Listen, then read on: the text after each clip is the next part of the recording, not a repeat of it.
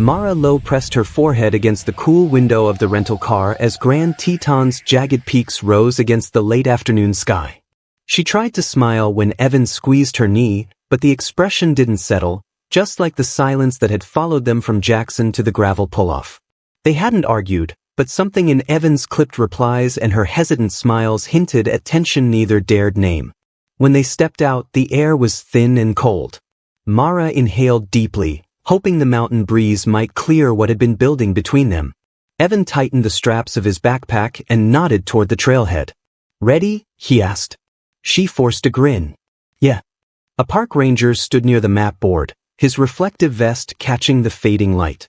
He looked up as the couple approached, studying them with the caution of someone who had seen hikers make mistakes. "You two heading up Cascade Ridge this late?" he asked. "Just a short hike before camp," Evan replied. The ranger's gaze lingered on Mara, as though he sensed a fracture beneath her careful expression. "Storm might roll in. Stay on the marked path. People get turned around fast out there." "We will," she said softly. Once they stepped onto the trail, the forest swallowed them. Pines rose tightly, their branches casting long shadows. The air smelled of wet bark and distant rain. Mara tried to relax, but the quiet stretched uncomfortably, thick enough to feel like a third presence walking with them. Evan kept checking his phone despite having no service. Mara waited, hoping he would open up on his own, but the tension between them only sharpened. "You've barely talked today," she finally said. "Just tired," he answered. "Tired or upset?" "Mara, not now." The words cut deeper than he intended. She looked away, pretending to study the trail, but inside she felt something fray. She reminded herself that relationships had rough patches, that people came here to reconnect. But all she felt was distance widening with every step. They continued upward, exchanging only short comments about markers and fading light. The sky dimmed to purple by the time they reached a narrow overlook. Evan paused, staring at the horizon as if searching for something he feared he'd lost. "Beautiful, isn't it?" Mara whispered. "Yeah," he said, though his voice wavered. She touched his arm. He pulled away too quickly. The sting of it made her move ahead, missing the way he pressed his hand to his chest, breathing unevenly. The trail grew darker, their lantern illuminating only a thin circle. Thunder rumbled far off. Mara's unease deepened, spreading like cold water through her veins. "We should stop soon," she said. "There's a clearing ahead," Evan replied, though he sounded unsure. Branches whispered overhead. Then a sharp crack sounded behind them. Evan grabbed her hand, gripping too tightly. "Probably an animal," he said without conviction. They hurried forward, breath quickening. Another crack echoed from deeper in the woods. Mara's pulse hammered. "Evan! I hear it."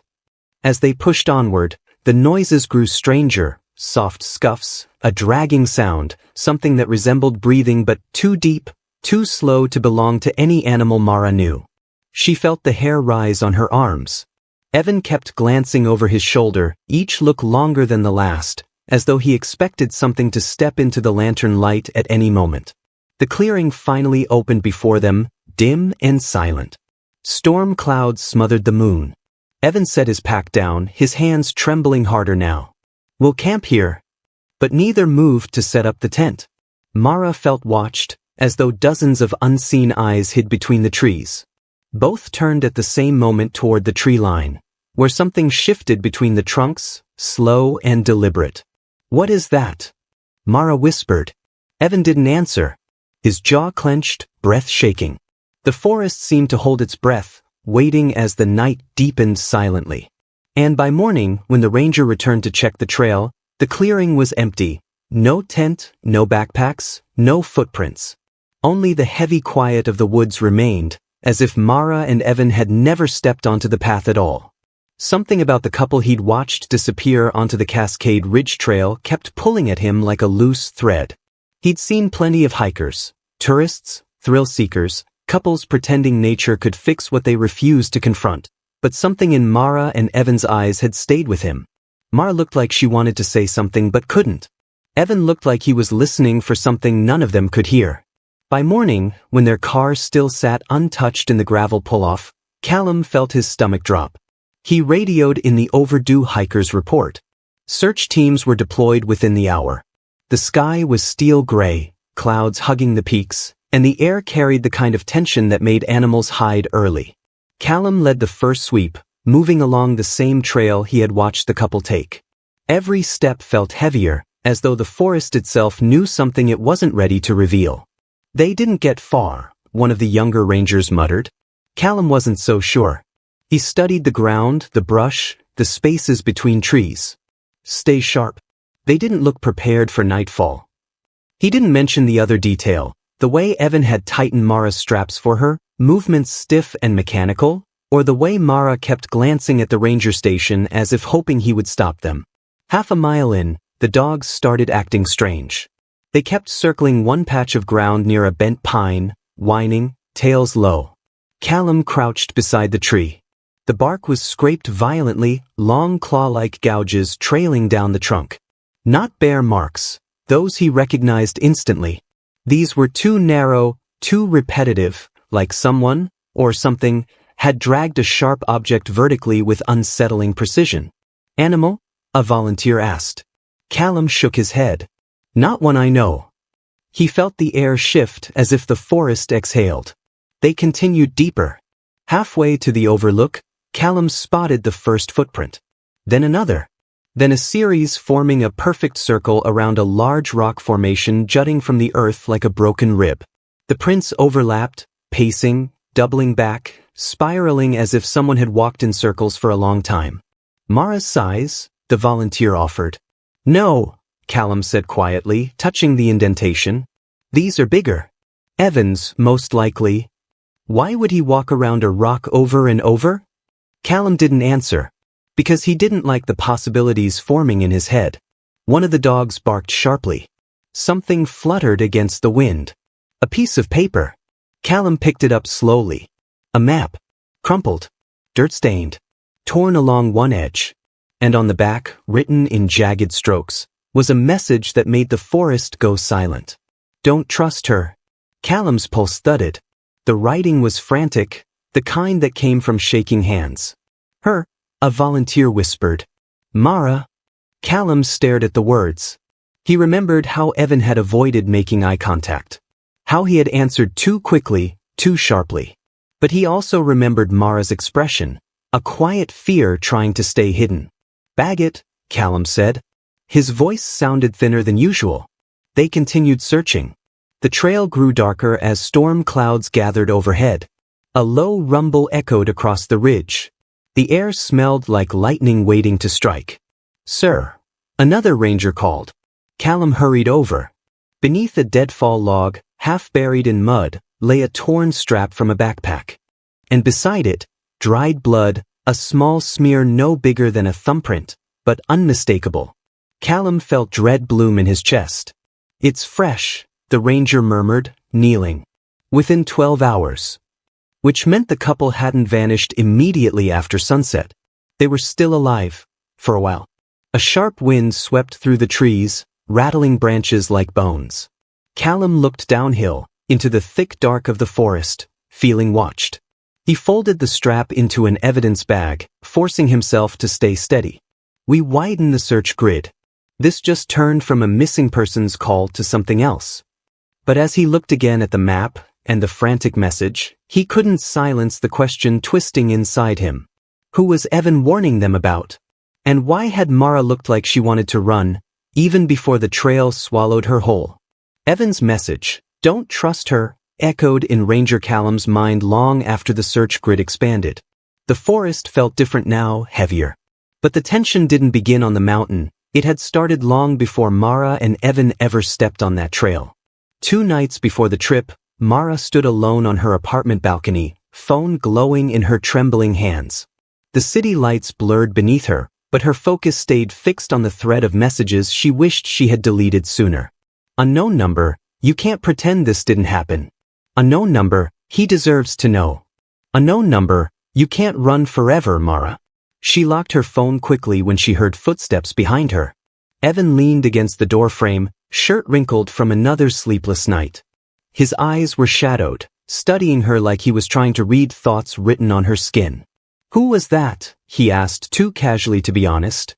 "No one," she said, but her voice wavered. He stepped closer. "You've been jumpy for days. Are you going to tell me what's going on, or do I have to guess?" "You're overthinking again," she whispered. "Am I?" His jaw tightened. "Because I can't shake the feeling that you're hiding something." Her silence deepened the crack between them. They had always been mismatched. Mara quiet, guarded, carrying secrets she never fully unpacked. Evan emotional, reactive, desperate for reassurance. At first, they fit like two broken pieces trying to make a whole. But lately, every conversation felt like walking barefoot over glass. "Mara," he pressed, "look at me." She did, her eyes glassy. "Are you texting someone else?"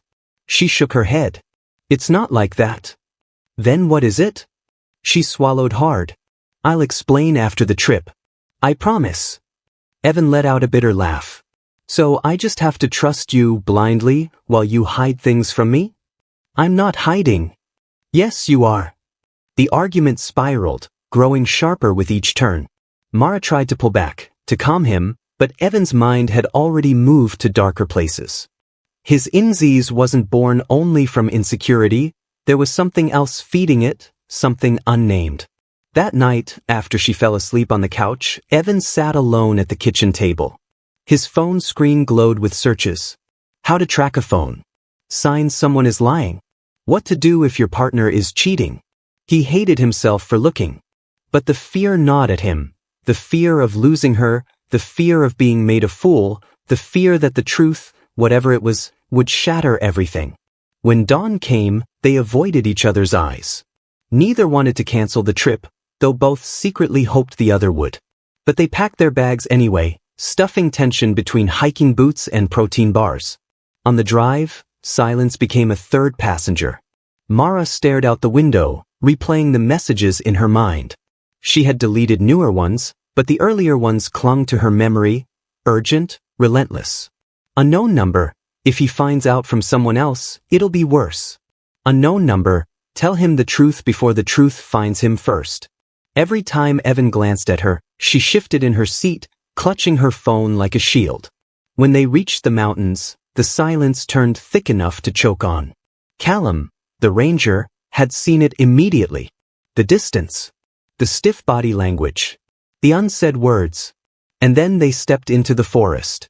Now, with the couple missing and evidence hinting at chaos, the past no longer seemed like a simple lover's quarrel. It felt like prelude, like the storm before something much darker. Back at the ranger station, Callum studied the map again. The frantic note scrawled across it didn't feel like paranoia. It felt like desperation. On the back of the map, under the dirt, he noticed a faint smear of something black. He rubbed a glove over it. So, charcoal. Pencil. Something used fast, under stress. What had Evan seen on that trail?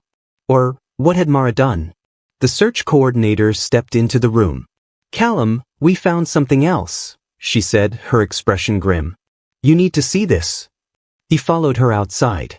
A volunteer held a second torn scrap of paper found deeper in the woods. Only a few words, smudged but legible. She lied about everything. Callum felt a cold shiver wrap around him. Whatever secret Mara hid, whatever Evan feared, it hadn't stayed in the past. It had followed them into the forest. And the forest was beginning to answer. The forest changed after the discovery of the smeared message. The search team felt it. The dogs felt it. Even the air seemed heavier, as if the trees themselves were bracing for something they didn't want to reveal. Ranger Callum Price led the next sweep along the ridge, the map scrap sealed in an evidence bag in his pocket. Mara's secrets, Evan's paranoia, the texts, the half-truths, it all painted a picture, but none of it explained why the woods felt like they were swallowing clues as fast as the team uncovered them. "Dogs have the scent again," one handler called, tugging gently on the lead of a German shepherd named Rook. The dog strained forward, nose low, following an invisible path through the underbrush. Callum followed close behind, eyes scanning for anything out of place. The trail Rook followed curved sharply toward a rocky incline, leading them through a thicket of dense brush. Branches snapped beneath boots. Wind whistled through pine needles. Then the thicket opened suddenly onto a cliff edge. Rook stopped so abruptly the handler stumbled. The dog whined, turning in confused circles, then pressed its nose against the ground again, only to whine louder. The scent ended here. Just ended. Nothing past this point? Callum asked, though he already saw the answer in the dog's trembling shoulders. Dead stop, the handler said. Like they disappeared into thin air. Callum stepped carefully to the edge. The drop was steep, jagged rocks, twisted trees, river far below. But there were no drag marks. No broken branches. No sign of a fall. The cliff edge showed only faint footprints leading to it, and none leading back. People don't just evaporate, one ranger muttered. Callum wasn't sure anymore. He scanned the ridge, letting instinct guide his eyes. Something caught the light, metal glinting in the brush near a stunted pine. He crouched and brushed aside needles and dirt. A backpack strap. Torn. The edges frayed violently, as if ripped rather than cut. He lifted it carefully, heart tightening. Evans? A volunteer asked. Looks like it, Callum said. But I can't be sure. Before he could examine it further, another ranger approached, holding a burned object with metal tongs. Found this about 20 feet uphill, she said. Hidden under some loose soil. It was a journal page, half-burned, edges curled, words barely legible. Callum squinted at the surviving half-sentence. Should have told him sooner. If he finds out any other way. His pulse thudded. Mara's handwriting? Maybe. It matched the neat loops in her signed hiking permit. The words felt like confession, guilt, or warning. But the page didn't say what she needed to say, or who she feared. A shout cut through the wind. Blood! Callum hurried toward the voice. A ranger knelt beside a flat stone, gloved finger hovering above a smear of dried red. Small droplets trailed toward the cliff, scattered irregularly, too few for a major injury, too fresh to be old. Testing will confirm, but this looks like human blood, the ranger said. Hours old at most. Callum exhaled shakily. This is turning into a crime scene, someone whispered. But from whom? Rangers exchanged uneasy glances. Theories clashed in low murmurs, some insisting an animal or unknown attacker had stalked the couple, others suggesting a domestic dispute that escalated. Each explanation had holes. Callum kept picturing Mara's haunted eyes. Evan's clenched jaw. The distance between them growing sharp enough to cut. And the desperate, scribbled warnings left behind. What happened between those two, and what had followed them into the woods? The search coordinator approached. Callum, we need to regroup. Storm's coming in fast. We should head down before. Wind roared suddenly, swirling through the trees with a force that made everyone flinch. The forest seemed to hiss, branches scraping like fingernails against bark. Rook barked, fur standing on end, staring not at the cliff or the trail, but into the dense wall of trees behind them. Callum followed the dog's gaze. Someone, had moved. A shadow slipped out of sight as quickly as it appeared. Callum's breath turned cold. The danger wasn't behind them. It was still out there. And whatever left the blood trail was leading them somewhere, whether they wanted to follow or not. The recovered phone was small, scuffed, and barely functional after lying in the dirt and rain. Mara's device, retrieved from a mossy patch near the cliff edge, became the centerpiece of the investigation. Callum Price watched the forensic tech's work, his jaw tight. He had a feeling the truth wouldn't come easy. Phones didn't lie, but they also didn't explain why someone would vanish into the forest without a trace. The screen flickered to life under the analyst's gloves. Callum leaned closer, catching glimpses of the unsent messages Mara had never meant to leave behind. Voice notes. Short, fragmented sentences. Whispers trembling with panic. I can't, one note began, breaking off mid-sentence. Don't let him know. Not yet. He can't find out, another said, more urgent, breath hitching at intervals. Each message ended abruptly, either interrupted by fear or Mara's own hesitation. Callum felt a chill. The panic in her voice was tangible, almost physical. She sounded trapped, pressed into a corner by something, or someone, that had infiltrated her mind and her world. The forensic tech played a longer file. Mara's tone shifted from fearful to guilt-laden, to pleading. I should have told him sooner. He doesn't deserve this. But if I say it, everything changes. I can't undo what's done. Callum's stomach tightened. What had been done? And why did Mara hesitate to share it even with Evan? There was a silent danger woven through her words, like she was not only hiding a secret from him, but protecting him from it at the same time. The phone revealed more than voice notes. Text messages, emails, and an app she'd kept hidden showed an unusual pattern. Contacts that didn't exist in her social circle. Notifications for deleted threads. And timestamps that coincided almost exactly with the moments Callum remembered seeing them argue at the apartment. It wasn't just what Mara had hidden, it was how carefully she had concealed it. Every detail meticulously scrubbed, every trace removed.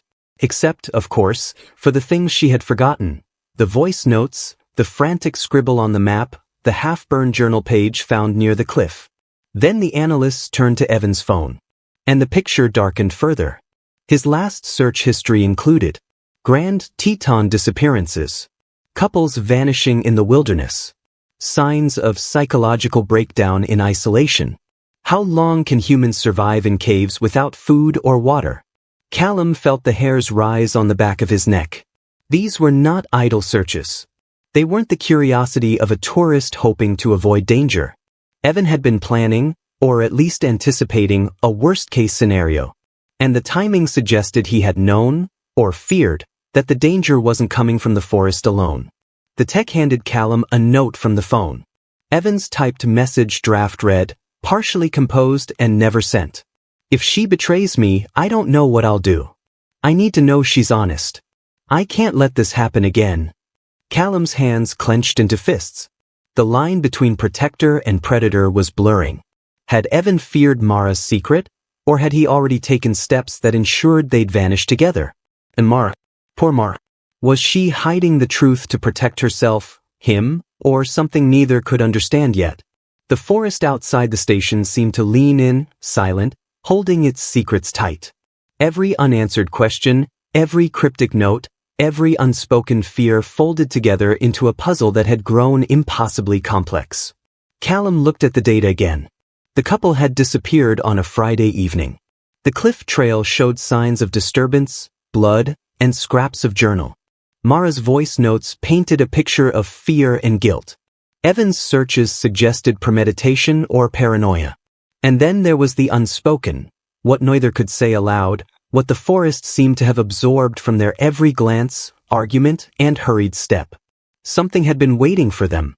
Something they hadn't noticed until it was too late. Callum sighed, rubbing his temples. The pieces were there. The map, the messages, the blood, the journal, all pointing to the same chilling conclusion. Whatever had begun as a weekend hike had become a descent into a darkness that no trail, no map, and no forest ranger could contain. He looked out the window toward the ridge, clouds low over the jagged rocks, wind picking up leaves like whispers of a long-buried secret. Somewhere in the mountains, he thought they were still out there. And the forest had already begun to answer their secrets. The storm hit the mountain harder than anyone expected. Sheets of rain hammered the ridge, cracking dead branches and flooding narrow paths. By morning, half the lower trail had washed out, leaving mudslides and exposed rock gleaming under the gray dawn. Search teams regrouped at the base, soaked, exhausted, and shaken. But the storm's destruction revealed something the forest had been hiding. Ranger Callum Price climbed the ridge again with 2 volunteers, boots sinking into soft earth. Everything smelled of wet pine and cold stone. As they approached the bend near the cliff, Callum noticed something new, a ledge that hadn't been visible before. The storm had sheared off part of the slope, leaving behind a jagged opening in the rock wall. "What the hell?" one volunteer murmured. Callum moved closer, sweeping his light over the exposed recess. Water dripped steadily down the stone, the sound echoing faintly. Behind the fallen rock was a narrow opening, no taller than his chest, barely wide enough to crawl through. The edges were smoothed, not naturally worn, as if something had dragged across them repeatedly. This wasn't on any map, Callum said quietly. Rook, the search dog, sniffed the entrance, tail low, whining with a mix of fear and recognition. He's got something, the handler said. Callum crouched and angled his flashlight into the dark. A tunnel stretched inward, swallowing the light only a few feet ahead. Someone get me a radio, he said. We're going in. One by one, the team slid onto their hands and knees and crawled into the opening. The rocks scraped their jackets, damp and cold.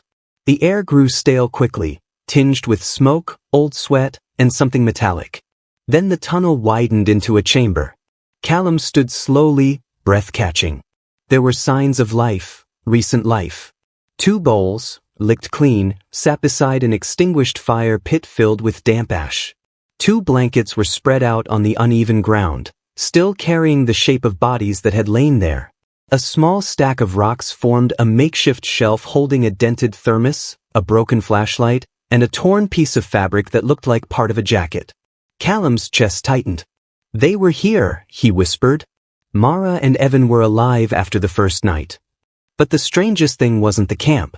It was the walls. Scratched into the stone were dozens, no hundreds, of circles. Some small as coins, others as wide as dinner plates. All carved with frantic, deep grooves.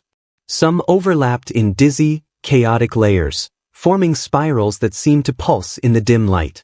What do you think this means? A volunteer asked, voice trembling. Callum stepped closer. The circles weren't random. Not decorative. They had been carved obsessively, repeatedly, like someone trying to keep themselves grounded, or trying to keep something else away. They were scared, Callum murmured. Terrified. He found another detail, drag marks near the chamber's far wall, as if someone had been pulled or stumbled repeatedly in the same direction. Fresh fingerprints smeared in the dirt. Footprints, bare, uneven, as if the person had been limping or unstable. This doesn't look voluntary, the search coordinator said. They didn't leave because they wanted to.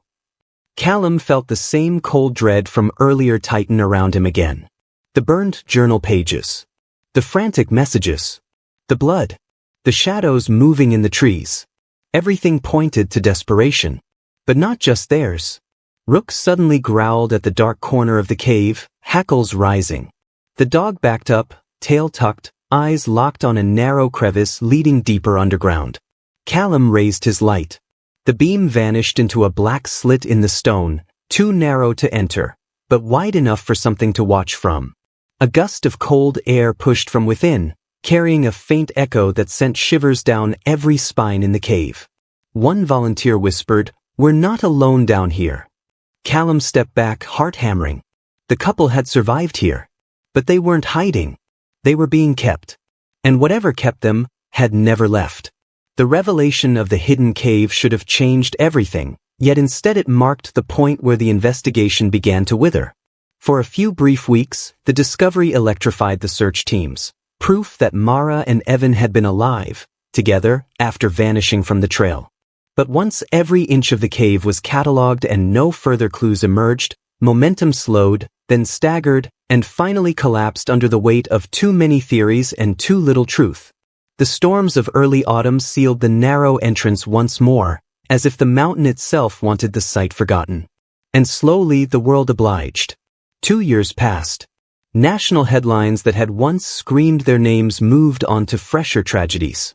True crime channels recycled the same handful of facts until their narratives frayed, and viewers drifted away. The posters along the trailheads faded in the sun, faces bleaching to ghostly outlines. Only families, and a few stubborn investigators, kept the wound open. Evan's family, especially his older brother Mark, grew convinced Mara had orchestrated everything. She lured him there, Mark insisted in every interview, on every call-in show that would host him. She knew the area. She planned it. When asked why, he shifted between answers: jealousy, infidelity, a psychological break, none supported by evidence. But grief often demands a villain, and he'd chosen his. Mara's sister, Lena, fought back with equal fire. She called Mark a bully, accused the Hart family of rewriting history, and released childhood photos of Mara with long captions defending her gentleness. In private, though, even Lena feared the unanswered messages on her sister's phone, the ones where Mara sounded frightened of something she never named. She never admitted this to reporters. Doubt was dangerous. Once spoken aloud, it might grow. Ranger Callum Price took the case's decay the hardest. He often returned to the trail after shifts, boots crunching on old snow as he replayed every moment he'd seen the couple. Mara's distracted glances, Evan's restless gestures, the way they'd stood just slightly apart, as if the space between them mattered more than their smiles. He walked the same paths until he could navigate them blind, but answers never surfaced. Only the echo of his own failure whispered back. Some nights, Callum woke choking on the certainty that he had overlooked something small, something out of place that should have screamed danger. A misplaced footprint. A broken branch. A shadow behind them. That lingering guilt gnawed at him, a bruise no time could fade. Online theorists kept the case alive longer than the agencies did. Forums dissected every recovered item, the scratched circles inside the cave, the torn strap, the blood droplets whose DNA degraded too much to identify. Some theorists believed the pair were hiding from someone. Others insisted Evan's search history, Grand Teton disappearances, proved he'd plotted an escape or an attack. A smaller, more fervent group claimed the couple had discovered something in the mountains they were never meant to see. Eventually, even the internet quieted. The threads grew stale, visited only by newcomers who didn't realize the answers would never come. But silence does not mean peace. On the second anniversary of the disappearance, Callum returned once more to the overlook above the old trail. Early dusk painted the peaks in bruised purple, and the wind carried the faint smell of pine and cold earth.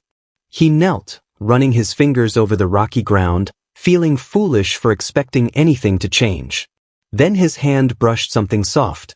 A fragment of fabric, fresh, not weather-worn, caught under a stone. A piece of maroon cloth, torn recently, too recently to belong to any hiker he'd logged. Callum's heart kicked hard against his ribs. Silence, it seemed, was finally ending. And whatever had been waiting in that silence was beginning to move again. The fragment of maroon fabric discovered by Ranger Callum Price would not be identified for weeks, but it set off a chain of events that rippled through the mountains. Quietly, teams were dispatched to recheck old areas, including the unstable cave system the storm had partially sealed 2 years prior. Most believed nothing new would surface. But mountains change, storm by storm, season by season, and the Grand Teton had been shifting, cracking, opening in places no map recorded. It was a pair of climbers who found the first sign that the silence was finally shattering. They were experienced mountaineers, husband and wife, traversing a dangerous ridge after an early melt. One of them spotted movement, not the casual rustle of wildlife, but a frantic, jerking flicker deeper within a dark fissure formed by a recent collapse. At first they assumed it was an animal.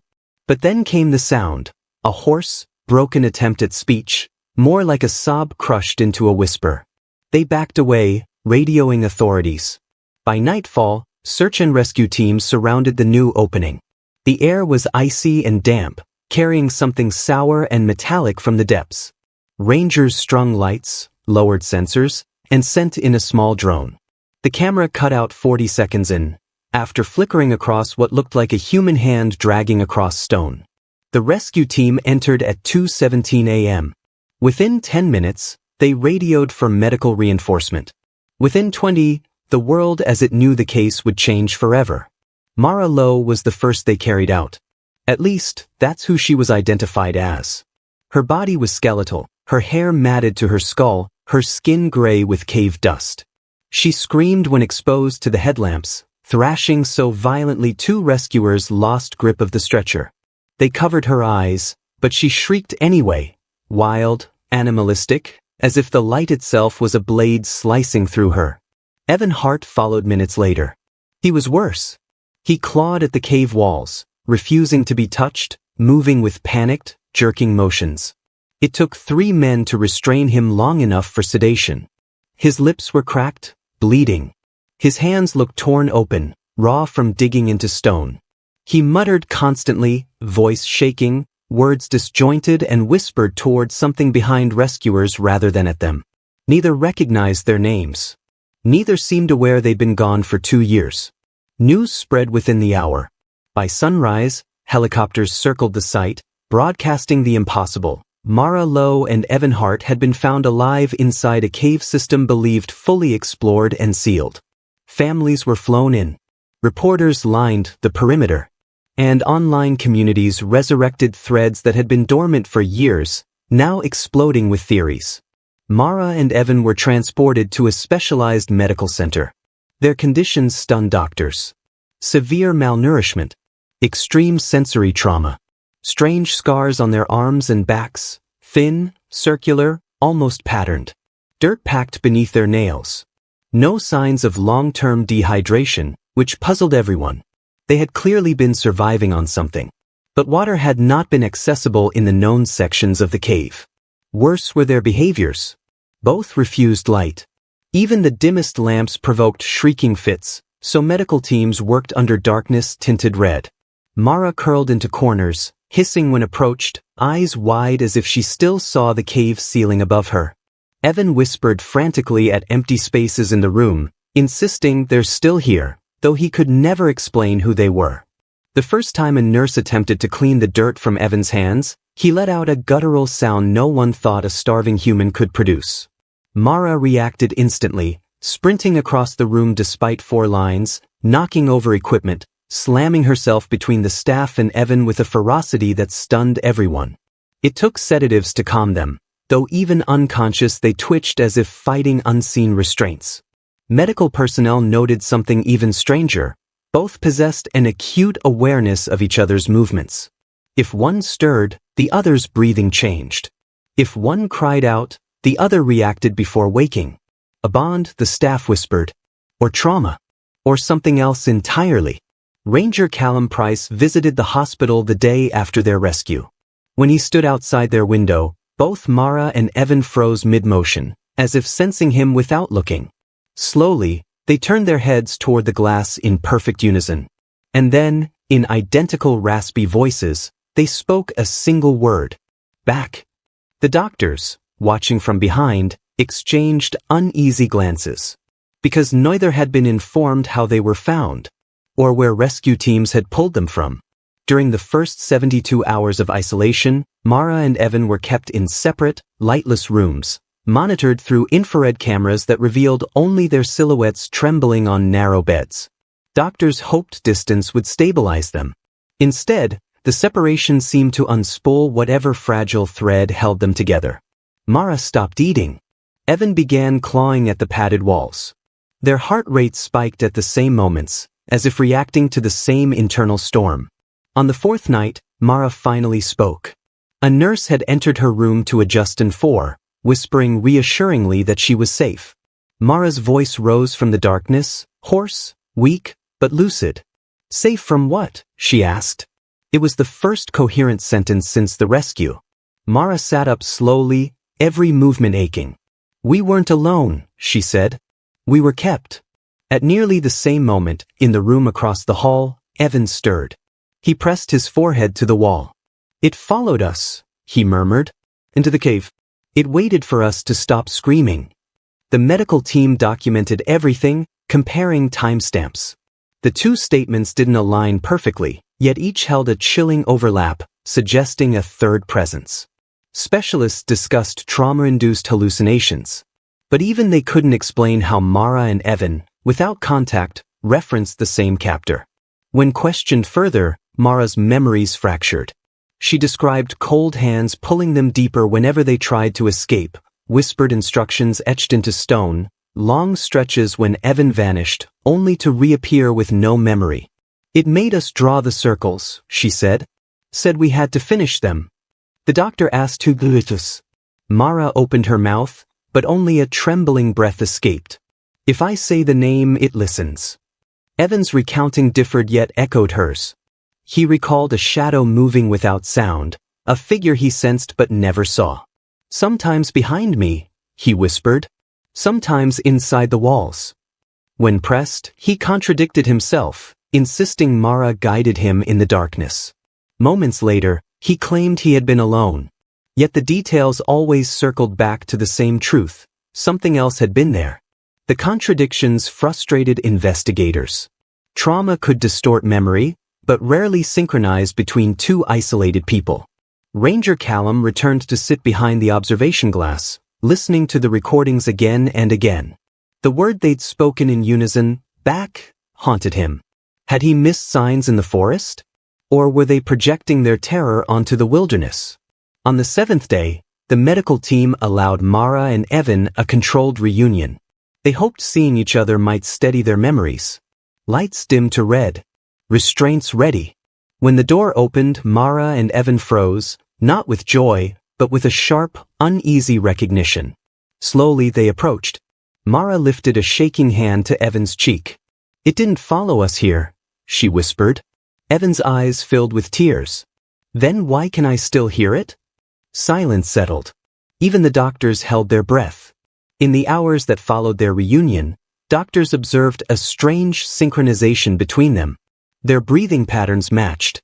Their pulses rose and fell at identical intervals, as though some invisible rhythm controlled them both.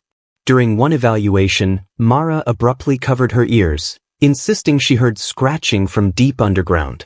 Evan echoed the gesture seconds later, begging staff to block the entrance before it finds us again. The team dismissed it as shared trauma, yet unease spread quietly among those who had been monitoring the pair since their discovery. No one admitted fear, but the room felt colder after the outburst. Mara's gaze drifted toward the corner, a patch of wall empty to everyone else. "Because it's not done," she said. "It never let us leave." Her words hung in the air. For the first time since their rescue, both Mara and Evan turned their heads toward the same shadowed corner, flinching as though someone had just stepped from it. After days of observation and careful interviews, the medical team realized Mara and Evan's incoherence wasn't entirely psychological. Something had been physically present in the cave. Ranger Callum Price, once skeptical of supernatural implications, felt his stomach knot every time he remembered their unison utterances, "back." The word had no ordinary explanation. It carried weight, intention, and warning. On the 4th day after the reunion, Callum joined a small search party to re-enter the deepest part of the cave system. Engineers and spelunkers brought ropes, headlamps, and scanners capable of piercing rock formations. Even with all the equipment, the team moved cautiously, aware that every step could uncover horrors they weren't ready to confront. As they crawled through the narrow fissure Mara and Evan had survived in, the air grew thick with the scent of damp stone, old blood, and decay. Callum noticed markings on the walls that matched the circles Mara had scratched, deep, overlapping, and chaotic. They led the team farther than any prior expedition had ventured. A loose stone shifted under Callum's boot, sending a small cascade of debris down a steep slope. It revealed a narrow slit, partially hidden behind the fallen rock. The wall had collapsed slightly in the storm 2 years earlier, allowing Mara and Evan access to what had been concealed for decades. Callum's breath caught. This was uncharted. One by one, the spelunkers removed debris, widening the entrance. Beyond it lay a hidden chamber about 10 feet square, with low ceilings and walls blackened by years of smoke and damp. Chains hung from hooks anchored in the stone, rusted but intact. Marks on the floor suggested repeated struggle, scuffs, scrapes, imprints of hands and knees. The air was heavy, stale with confinement, as though the stone itself exhaled fear. On a small ledge rested a journal. Its cover was leather, cracked with age, and a faded name stamped in gold barely readable. Thomas Calvert, 20 years missing. Callum's hands shook as he lifted it. The pages inside were dense, written in precise, hurried script. It chronicled abduction, confinement, and psychological torment. Thomas had been trapped in this same chamber, forced to perform the circle carvings, to obey unseen commands, to endure isolation while someone, or something, watched. Callum read passages aloud to the team. "I know I am not alone. They see every move. I repeat, I pray. And still they wait. If someone comes here, they will find only stone, dust, and silence." The writing mirrored everything Mara and Evan had experienced. It wasn't madness. It was imprisonment. They had been held by someone who had mastered isolation, fear, and survival. The team explored the chamber carefully. Rusted utensils, scraps of old blankets, and crude tools littered the corners. Symbols, etched into the walls long before Mara and Evan arrived, resembled primitive scripts, intertwined with spirals like those Mara had drawn. Whoever had designed this space had anticipated years of occupation and had an almost ritualistic method of control. Callum paused, letting the reality settle. The couple had not gone insane. They had endured exactly what the journal described: captivity, surveillance, and forced patterns of behavior. Chains, circles, darkness, all tools of a calculated tormentor. Yet the final revelation chilled him further. At the back of the chamber, a small recess, just wide enough for a person to crouch, contained a thin layer of dust. Amid it, footprints led in but never out. Faint, too light to belong to the couple or Thomas, they suggested that someone or something still moved through this cave in secret. A presence that had observed the 2-year ordeal, perhaps even guided it. Callum shivered, realizing the implications. The captor had left no trace for years, until the storm partially exposed the hidden entrance. They could have been watching the search teams, unseen, just beyond reach. The thought crawled under his skin.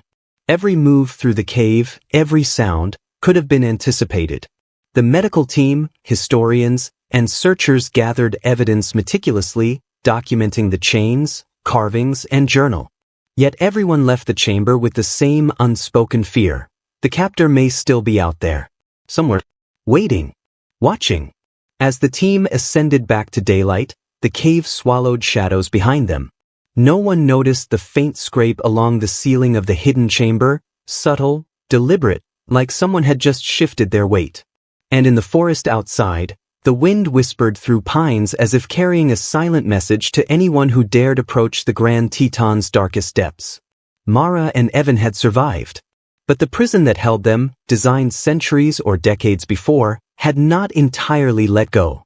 The real question remained: who, or what, was still waiting? The world reacted in disbelief. News outlets clamored for interviews. True crime documentaries scrambled footage from decades-old disappearances. Mara and Evan, now cleaned, medicated, and sedated, were barely able to speak, yet their survival captivated millions. The story was no longer about missing hikers. It was about endurance, fear, and a mystery that had outlasted years, storms, and isolation. Medical teams warned that both would require months, possibly years, of psychological rehabilitation. Their memories were fragmented, overlapping in terrifying ways, yet the fragments agreed on one chilling detail: they had not been alone. Someone, or something, had guided, watched, and perhaps hunted them in the cave system all those years. And the hidden chamber, with its chains, carvings, and journals, confirmed their ordeal. Investigators returned to the Grand Teton, scouring every possible crevice. The cave had been mapped more thoroughly than ever before. Every narrow fissure, every dust-filled recess, was recorded. Yet no human footprints, no additional belongings, no signs of the captor were found. It was as though the forest itself had swallowed the perpetrator. Ranger Callum Price felt a cold dread settle in his chest every time he thought about it. Someone, or something, had maintained control for decades and vanished without a trace. As the rescue and investigation teams worked, a new discovery emerged. One of the spelunkers who had explored the chamber had overlooked a small, nearly invisible ledge behind a loose rock near the back of the hidden room. Dust covered it, but the scraper marks matched patterns found on the cave wall. Upon closer inspection, they found something that made the blood run cold. A set of eyes had been watching them, figuratively at least. Not human eyes, yet deliberate, observant, intelligent. A small camera? A crude mirror? Or a simple witness carved into the stone by the captor long ago? It was impossible to say. Whoever, or whatever, had designed this cave had anticipated observation, even centuries later. Back in the hospital, Mara and Evan slowly began to speak more coherently, recounting flashes of memory. Mara described darkness punctuated by whispers, shadows that shifted on their own, and pressure that forced her to carve endless circles. Evan's recollections overlapped. A presence waiting outside their makeshift campsites, rustling in hidden chambers, pacing the edges of the rooms while never appearing directly. Sometimes they remembered the same incident differently, but the fear was identical, undeniable. Family members met them under strict supervision. Evan's brother, Mark, was forced to confront the truth that his accusations against Mara had been misplaced, born from grief and ignorance. Mara's sister, Lena, finally faced the reality that no human malice had orchestrated everything, though the captor, present or absent, had shaped their suffering. The couple's families remained wary, fractured by years of blame, but united by relief that their loved ones had survived. Authorities tried to reconcile medical records, journal entries, and Mara and Evan's testimonies with the cave system itself. Nothing fit neatly.